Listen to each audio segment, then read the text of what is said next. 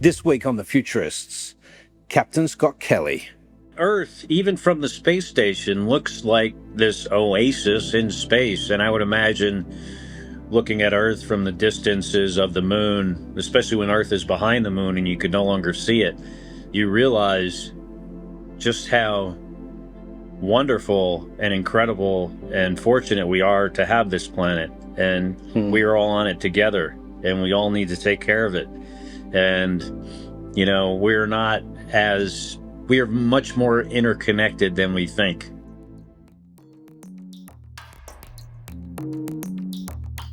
Welcome to the Futurists. I'm your host, Brett King, and this week we have the privilege of having Captain Scott Kelly, retired NASA astronaut, return to the studio, and we're going to talk about all things space, particularly Artemis II mission, the upcoming plans for NASA to put a moon base on the moon, and what it would be like, training in this age of NASA's manned spaceflight exploration. Scott Kelly, welcome back to the Futurists.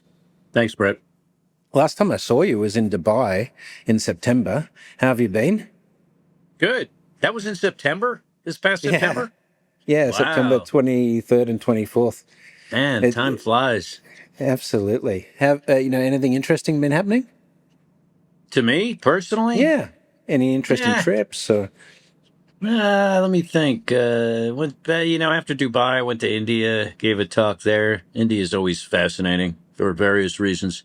No, not much. I mean, I still travel a bit. I went to the Artemis launch. That was exciting. Oh, nice. Yeah. Nice. Yeah. That was and what's it like? Because there's a pretty big spacecraft comparative to the shuttle, right? Taller, right? It's taller, and it's interesting because right after the launch, I had this conversation with my wife, and then actually my brother was there, and we talked about it. And being there, watching it in person was impressive, not because it was bigger, but because of where it was going. Right. Yeah. Visually, acoustically, with like acoustic vibrations and stuff, very, very similar to the space shuttle. But I found that even though this was a first flight of this rocket and capsule with people on it, this configuration, a lot of the parts were shuttle parts, tank, engines and stuff, solid rocket motors were all, pretty well understood and had flown on Artemis I, obviously. The capsule never had people in it before, but, we know how to build those. And the fact that the emergency escape assist, it has an emergency escape system, and when you're on the top of the rocket, it's, if there was a catastrophic failure, your chances of survival are much higher than on the space shuttle. So I found watching a space shuttle launch, I was much more anxious than Artemis. Because the shuttle is the emergency escape. Yeah, because you're on the side of the vehicle, and if something goes wrong, it's kind of hard to get off the stack, the external tank and the solid rocket motors, and still make it to the ground. Yeah. My brother felt the same way. We were more anxious actually watching a shuttle launch than watching the Artemis II launch around the moon, even though that was amazing, because of where they were going. If memory serves, there was only one abort criteria in the shuttle when they didn't abort to orbit. But I'm not sure if I'm correct with that. There was a million things that could happen. Not a million, but many, many things that could happen that would have you abort back to the Kennedy Space Center. Really bad things. You could abort to a landing site up the East Coast, depending on your inclination. You could abort to Europe. We had landing sites for the shuttle in Europe and North Africa. Zaragoza, Spain, Morón, Spain, Estes in France, Gambia, and Ben Guerir, I'm sorry, in Morocco. So we had these sites. And also in the shuttle, you could abort back to the Kennedy Space Center by flying around the Earth. The best abort is the abort to orbit. That's really Yeah. where you want to abort to. But it wasn't the only one. It's the only one that they ever did. I think Yeah. one time it was technically an AOA, No, ATO, I think, abort to orbit. yeah, Yeah. I think I remember Scott Manley covering something off on that, but Mm. interesting. In terms of the Artemis as a spacecraft, obviously we had one test of the Orion capsule where it did go a free return trajectory around the moon. But as you say, this was different. Let me ask you this question. What is it that you can't really test on the ground that you're only going to test when you get into space? Well, there's hardware tests you could do on the ground in a very controlled environment, but you're not in microgravity. You're not in the temperature extremes in sunlight versus shadow that you have a temperature change of, I don't know, 500 degrees Fahrenheit. Uh, I mean, some of that stuff you can do on the ground, but it's not the same as when you put it all together and expect systems to work in the environment that they were designed to. As an example, like motors, pumps, things like that, they don't always operate the same way without gravity. Uh, there's issues with how fluids behave in microgravity. And then there are the unknown things you don't even think about when you're flying for the first time in a spacecraft. So I'm sure they learned a lot. But to really understand how something works, you have to flight test it. You Yeah. can't just do everything on the ground. As a shuttle pilot previously, looking at the Artemis hardware and how the flight controls are configured. Obviously, there's a lot more automation these days, a lot more compute power applied. But what would you say as a pilot is the difference in experience in terms of flying an Orion spacecraft versus the old shuttle days, even with the sort of enhanced flight display systems and stuff like that in the later generations of the shuttle? Well, the space shuttle, you could fly kind of like an airplane in the atmosphere. You pull back on the stick, the nose goes up. You push down, it goes down. Turn left, turn right with a stick, that kind of thing. And capsule doesn't have the same flying Respond like that. qualities. I mean, you could imagine it's more of the shape of a rock. And yeah, it doesn't have not only the flying qualities and the ability to control its trajectory as well as you can on the space shuttle, but the spacecraft itself doesn't have the flexibility of mission that the space shuttle had. I mean, theoretically, you could do a spacewalk from an Orion capsule, but you wouldn't be able But to do everyone this else is going type. to have to suit up, and yeah. Yeah, and you wouldn't be able to do the stuff that you did from the space shuttle to have that kind of flexibility. Also, the science capability is not the same. And the space shuttle can, generate more power, has more room. So you're very limited in that regard.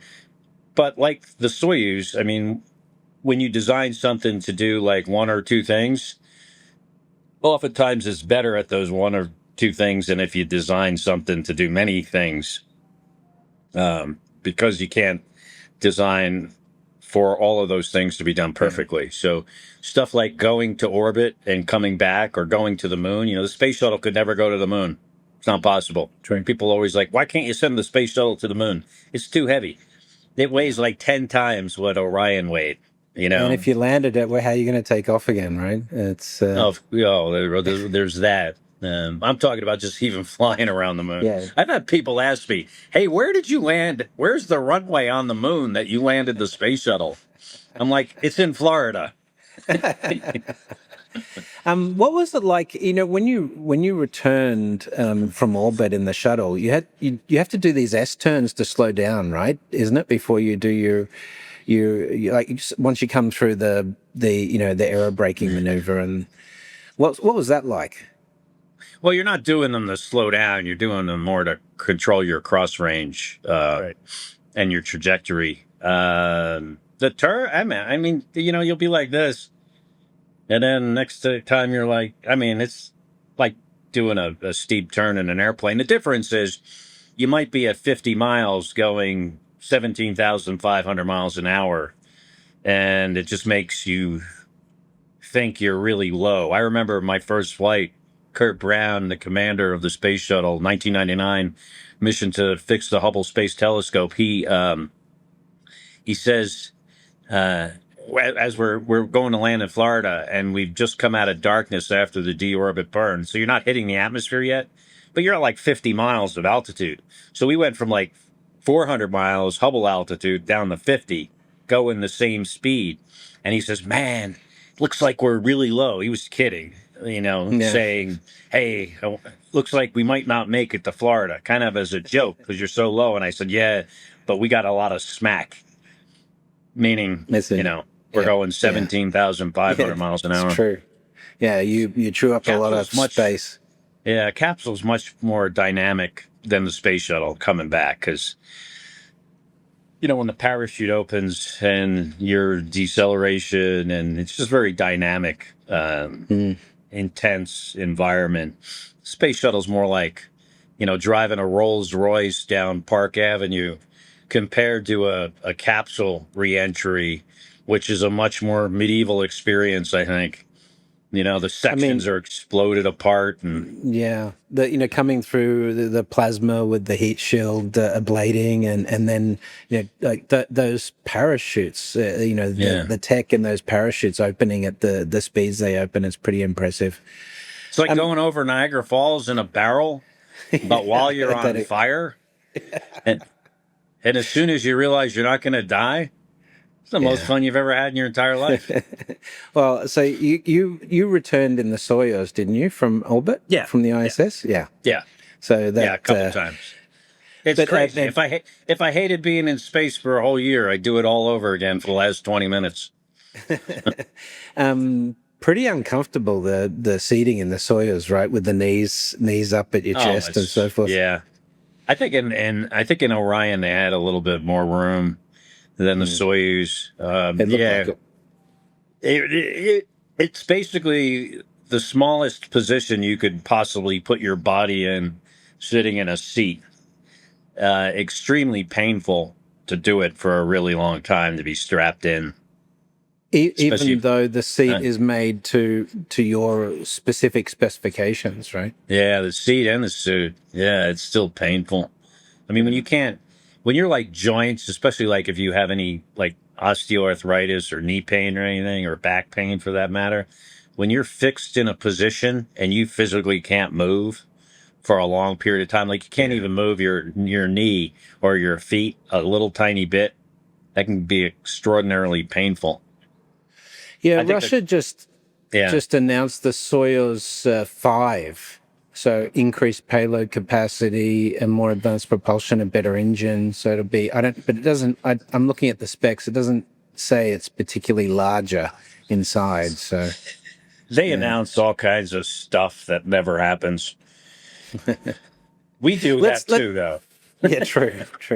Well, I mean, this is where it gets interesting. Artemis 3 was originally supposed to put boots back on the moon, but now it's going to be an orbital exercise, rendezvousing with the potential landers, whether that is Blue Moon or the Starship. Blue Which Moon, Blue you know, Moon is a beer. Blue Origin is a spacecraft made by Blue Origin. But no, I know that, but isn't the Shepard's the stack, but isn't the lander called Blue Moon? I could be wrong. I could I get it don't wrong, know. but I'm sure yeah, Blue Moon would love that. they could sponsor it. One Um, time I one time I tweeted a picture with a glass that was a Blue Moon glass with beer in it. And I don't even know, maybe we said something about it. That company sent me like cases of beer and some beer steins. that's a pretty good deal. All right, let's talk about the ISS as a prototype for lunar civilization. Because we are looking at now building a base on the moon. So what of it from a construction perspective? And I'm not sure how many of the missions you were on to the ISS where active construction was done, but how much of what we learned in putting together the ISS in orbit is relevant for experience in building a lunar base? I think there's a lot of relevance. I mean, certainly the suits. Again, the moon has some gravity, so they need to be designed differently to with that in mind. How the hardware works in microgravity is different than in gravity can be. The lunar dust really problematic. Um, but I think a lot of the tools, the procedures, the discipline, the operational concepts, um, very, very similar. And the space station is over 1 million pounds that we built over, I mean, decades. Really remarkable It thing is. that we did. I think it was harder than going to the moon the first time. Um, and I guess it depends on the design of what kind of base we decide to build. I don't know how far along. I know some of the hardware that was going to be used for the lunar space station, in lunar orbit, is going to It's be going to be repurposed. repurposed. Yeah. Yeah. Gateway. So I guess it depends on the design, how complex, complicated it's going to be. We'll see. I mean, in the NASA stuff and that I've seen, you've got gateway modules being repurposed. You've got Yeah. inflatable modules which have been tested, obviously, at the ISS, Yeah. and then they're proposing to topple a couple of starships over as well, potentially, because you get the living space from that. So there's a few different. I've seen a few different You mean proposals land out there. something and then tip it over? Yeah, yeah. So and then they can build up the lunar regolith on either sides of it to provide some protection. At least Yeah. because it's obviously when if it does land on the moon, it's going to be much larger than anything else we've ever put on the moon. Yeah. Or I don't know will how do. I'd feel about being on the top of that thing, landing on the moon vertically. And the moon is like hundreds of feet below you. Well, we even had issues with one of the recent commercial missions toppling over, with Yeah, and being top heavy. that thing wasn't all that tall either. Yeah, yeah. So And they're it going to and have to it get that right. yeah, right. Or not. Absolutely. Or you Or crash it and then you'd fly it yeah, again and try again. exactly. Well, I mean, I guess that's going to be the process. Oh, having said that, SpaceX has been pretty good landing on these ocean barges. So if that's an indication of their ability to stay up, but you've got the lunar gravity to take into account. Yeah. Let's talk about the long duration mission stuff in terms of ISS. If we are going to the moon, and we're going to stay there, the crews are going to stay on the surface for longer periods of time. We have to figure out energy sources. Most likely, I've heard talks about putting RTGs back on the moon because of the length of the lunar day and night Putting what? cycles. Radioisotope thermoelectric generators. Yeah, yeah. Nuclear. Nukes, mini nukes. Yeah. And things like that, but enabling these longer duration missions. There are some similarities, but what do you think would be the difference in psychology from, going on the moon and staying there for weeks at a time and having to rely on that hardware versus with the ISS, where you always knew you could get in the Soyuz and you could come back to Earth at a moment's notice? I think psychologically, when you're on the space station, it's not really distance that separates you from the Earth, it's physics. It's the fact that you're going really fast. Makes you feel like you're off the planet and somewhat isolated. But, we're only, a couple hundred miles above the planet, and the moon is much, much further away. 240,000 miles away. Varies a little bit at times, but so I think it's more akin to maybe being on the summit of Everest if a problem happens, where on the space station in a real serious emergency. I mean, you can get in the Dragon or the Soyuz and get home within a few hours, and you're days away from Earth if you're on the moon. So yeah, I think psychologically it would be different. I'm interested in finding out, like, if there's an inflection point with gravity, that if you have a little bit of gravity, your physiology will work just fine, and like bone loss and muscle loss is not as big of a concern. Yeah. The things that affect us in microgravity when you're there for a long period of time may not, well, certainly probably won't be as bad, but it'll be interesting to know, is there some kind of inflection point? Like, is 1/6 Earth's gravity enough? Maybe that's all we need. I don't know. Yeah. That'll be one of the differences. I mean, it'll be good. It'll be a good test medically for how astronauts are going to survive on Mars as well. If we get to Mars, given the biochemistry and those sort of things as well. So yeah. Hey, listen, Scott. Let's take a quick break. I think going to Mars will be more like getting on the Mayflower or something. Yeah, exactly. Than it is going to the space station. Yeah, I agree. Let's take a quick break, and then after the break, let's talk about some of the functional elements of moon-based design and what could go wrong. You're listening to The Futurists. I'm talking to Captain Scott Kelly. We'll be right back after this break. Welcome back to The Futurists. Back in the guest chair this week is Captain Scott Kelly. Spent almost a year on the International Space Station, at the time, it was the longest duration any U.S. astronaut had spent in orbit. And we're having a chat to him about the upcoming plans for NASA to return to the moon.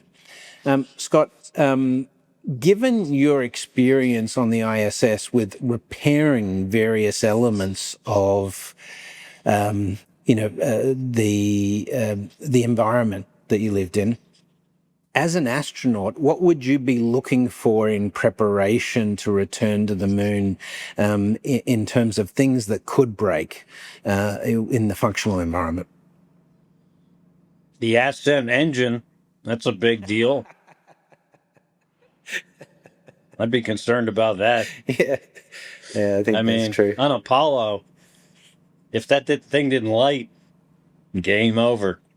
I mean, it was really simple tech, right? Just mixing two chemicals together, but at the same time. That's what's good about it.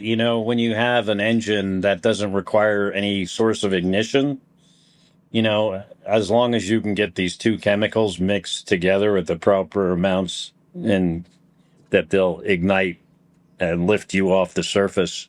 Yeah, I'd be concerned about that, I would be concerned mostly about the stuff that can kill you right away.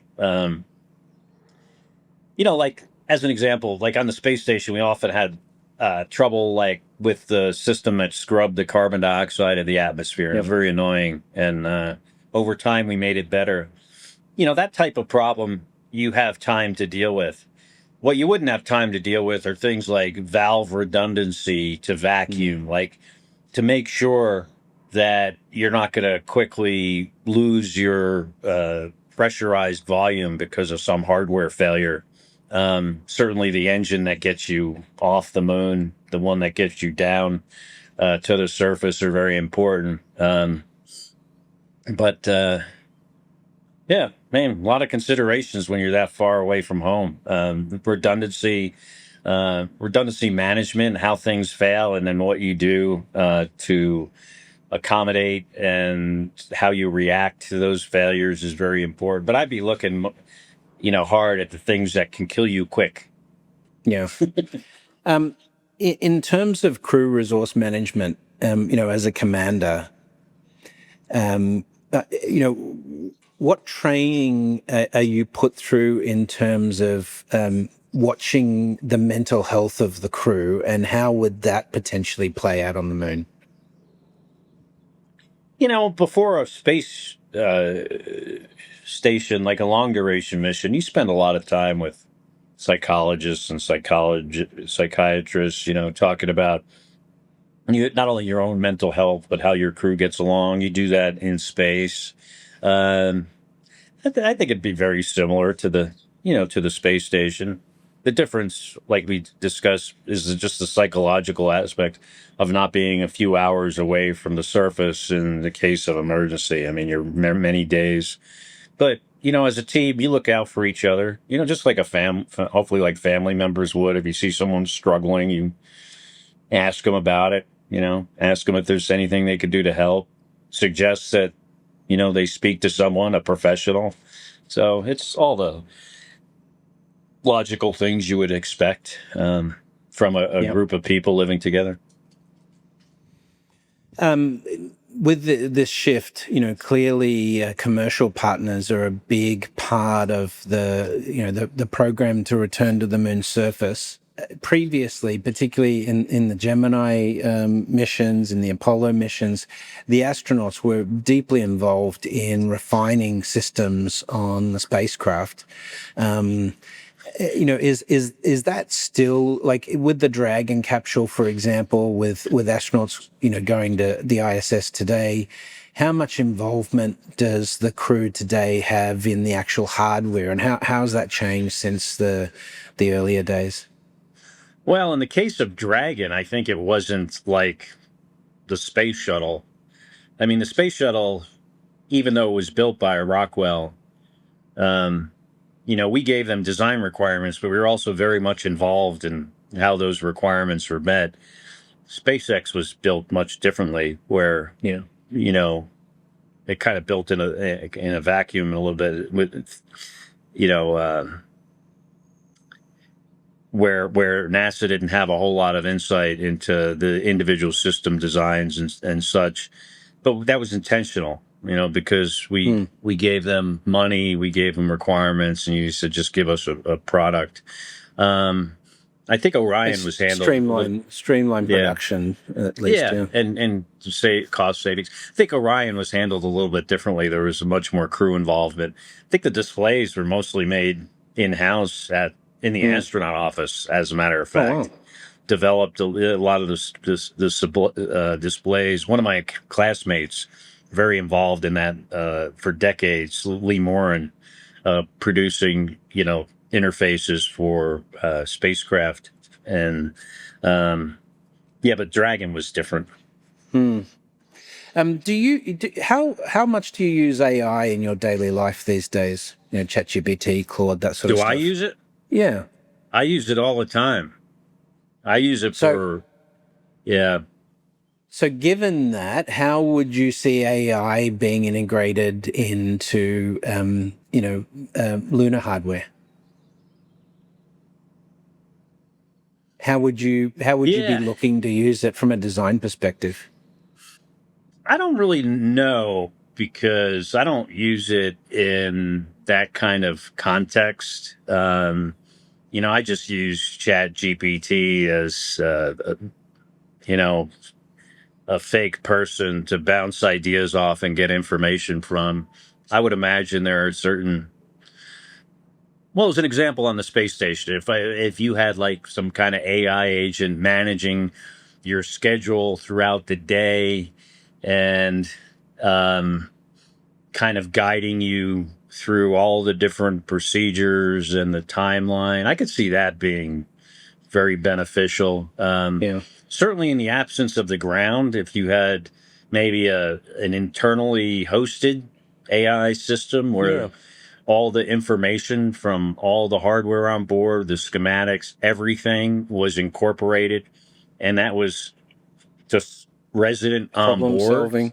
Yeah. Yeah, where you could say, "Hey, we had this. What are you could just use it as a on-site mission control where, when we're on the space station or launching on a rocket, not only is there mission control in Houston, there's also one in Florida where you launch, but there's also for each console position, there's a back room of people at NASA, and their back room it might be in California where Rocketdyne builds the engines, and there's that back room. So you have all these hundreds and hundreds of people, maybe thousands available at any time over the comm system.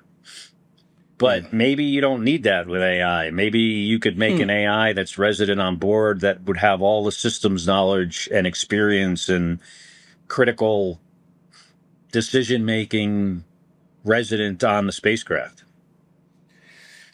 On the ISS, what was there some technology on station that you still sort of to this day was like, that's really impressive that people could build that, apart from the ISS itself, as you said, but a specific piece of technology which still amazes you that we're able to come up with it? Well, the whole thing is just this remarkable engineering achievement, how it's put together and functions together. As far as individual systems are concerned, I was surprised. I was the first person to use that Microsoft HoloLens on board. Oh, yeah. Yeah. And it was, it was the first time we used it, and it was big and clunky, but, on the space station, it didn't bother your neck because, it's floating your head, and, you don't have to, it wasn't uncomfortable to wear. I found that it had, even at that early stage, an incredible amount of potential. And I haven't heard anything about that thing in years. Well, I think Microsoft may have given up on it. They have sort of semi-retired it to some extent, but now you've got Oculus, obviously Meta built into the Ray-Bans and stuff like that. So I had the Meta presumably, glasses. Yeah, I had the Ray-Ban Metas for a while. Yeah. And for me, now they have the head-up display with the, it's like presumably, astronauts in their visor, is going to have that tech. Even just for temperature and oxygen, saturation, all that sort of stuff. Presumably, they're going to have those readouts, so they don't have to look at any gauges on their wrist or on their chest plate. Yeah. I think flying something like HoloLens on board, it makes sense for developing the technology. An F-35 fighter plane, the crew members wear a $500,000 helmet. Yeah, exactly. That provides all the symbol. But for them, they need that. I don't know if you really necessarily need that for normal ops in space, but I found like that HoloLens is very helpful where you just have it on and you could see procedures in your screen, and you have a camera and the ground is looking at stuff you're looking at, and they can even write things in your field of view. Like you're looking for a part on a piece of hardware and you can't seem to find it, and the guy on the ground could just circle it in your field of view. It was that's pretty cool. Incredible amount of potential. That's pretty cool. Let's talk about how long duration missions, how it changed you, but also how you think being on the moon might take that to the next level. We've talked about the overview effect and all of that on the last show, and we even talked about that on stage in Dubai. But how do you think your perception of the Earth has changed since your time in space, and how do you think that might be the case for those astronauts who end up on the moon? I think on my experience, low Earth orbit, space shuttle, space station, flying on the Soyuz, you learn a few things. You learn that humans are incredibly capable of doing some remarkable things, positive things.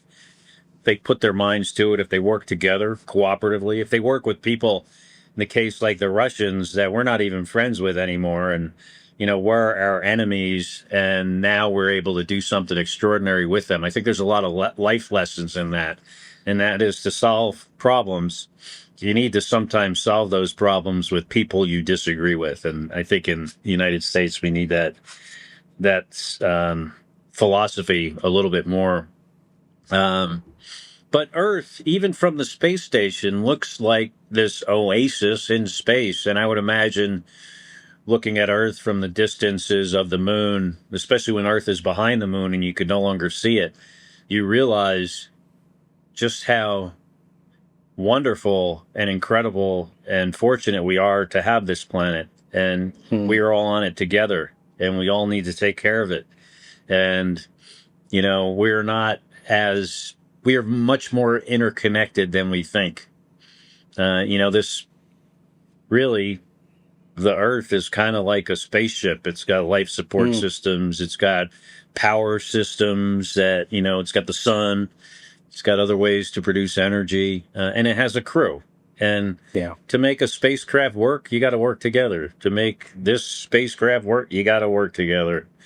I can't believe after, anyone 400,000 to 200 to 400,000 years ago of human evolution, we still haven't gotten away from killing one another.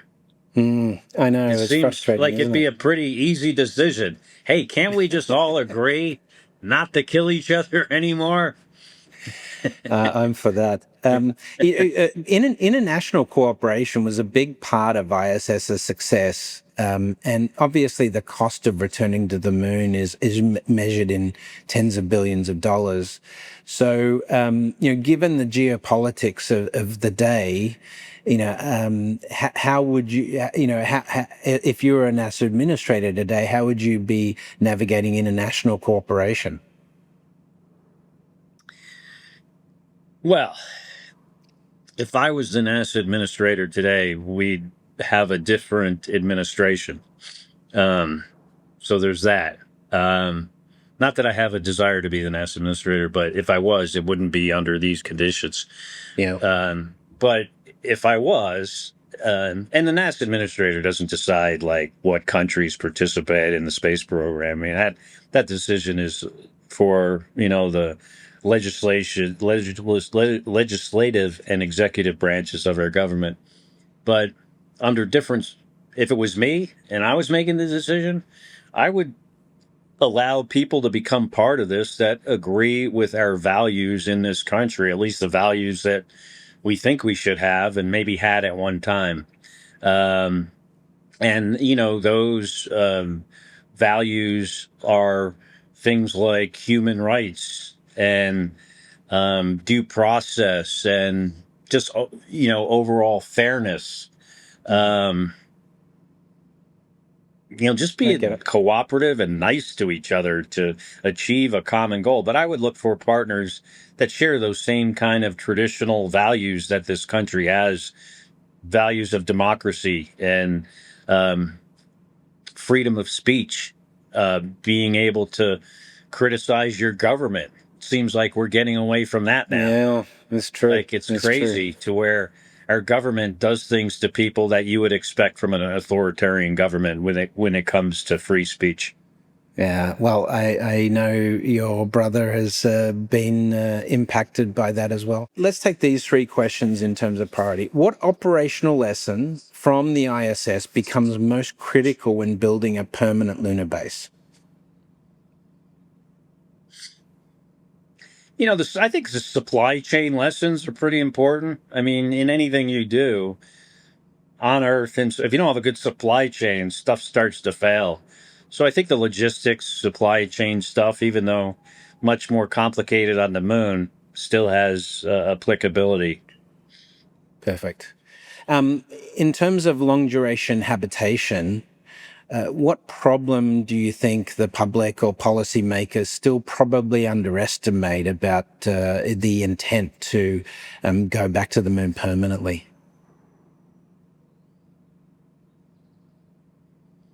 We always underestimate the cost. Yeah, right? It's true. That's, always the case. Cost and schedule, always. We always have a more ambitious schedule and we underestimate the cost of things.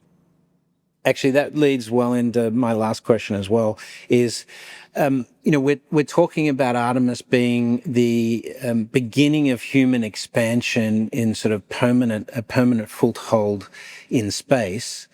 But how realistic do you think that is, versus it becoming another temporary geopolitical cycle versus really, returning or becoming a permanent presence? ISS has been a pretty good model for that, obviously gone for decades now, but what's it going to take to have something become a true permanent habitat versus something that's subject to geopolitical whims? Well, it's my brother used to say when he was an astronaut, even, going to Mars or even the moon with a base, it's somewhat similar. Mars is much harder, but it's not about the rocket science. It's about the political science, meaning, you need the support, you need the money, you need the support of the people that elect the officials that believe in the program. We have a lot more things in this country that are more important than putting a base on the moon. But I think Sure. that is important, and it's worth the money to do it. But it's a balance. But it I is the mean, political how side. do you answer that when people are saying, look, we have life expectancy decreasing again, we have child mortality rates in some U.S. states increasing again. Why should we go back to the moon? What's the answer? Well, hopefully you can do more than one thing well, and my hope would be you can do those other things and still have a robust space program.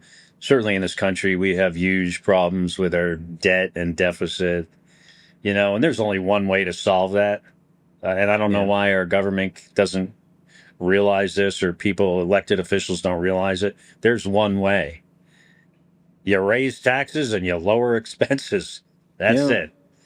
it. Some people believe in this magic fairy of growing your way out of your problems, but I think historically that doesn't generally work. I think So, Warren Buffett's solution is a pretty good one. His solution is that no U.S. senator or representative is allowed to be re-elected if the budget's running a deficit. yeah, I thought that'd be a that's good a one. pretty good Yeah. model. Or they get a limited period of time to address it. And term limits, I think, are important. Oh Maybe yeah, not term limits where, you're limited to like 2 terms, but, being in the house for 30, 40 years. I don't know yeah, if anyone's been in for 40 yeah, years, but there's been people like pushing 30. Uh, yeah. so, Your last mission to space was a while ago now. at 10 If years. yeah, if they needed you to step up and be a commander of a 6-month mission to the lunar base in the future, would you consider it? So yeah, sure, I would consider it. Would they need me? No. Am I the best person for the job? No. Uh, should I do it? No. Would I do it? Absolutely. All right, awesome, I'm pretty sure they're not going to call me. awesome. I mean, Well, Jared Isaacman's got my phone number and my hasn't rang yet. did you meet him during the Yeah, I Artemis met him. when I you went to flew the in moon? one of his airplanes with him. I went up Oh, to nice. Montana and flew in the back of his Alpha Jet with him. Oh, And that's nice. yeah, my wife was in the He other. seems like, oh really? That's awesome for her. He's a great guy.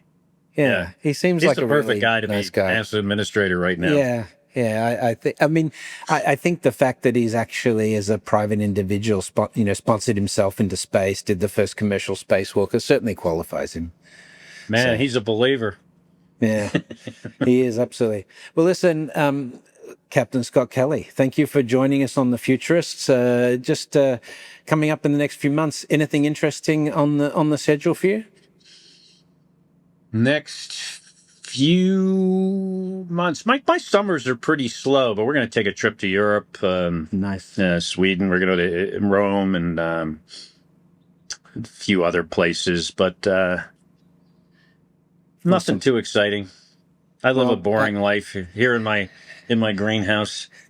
says the guy who spent a year in space. Man, Well, thank you very all much, right, Scott. all Nice right. greenhouse, by the way. Oh, Maybe, it's really impressive. awesome. Uh, Well, thanks for your time again. It's good to catch up with you again.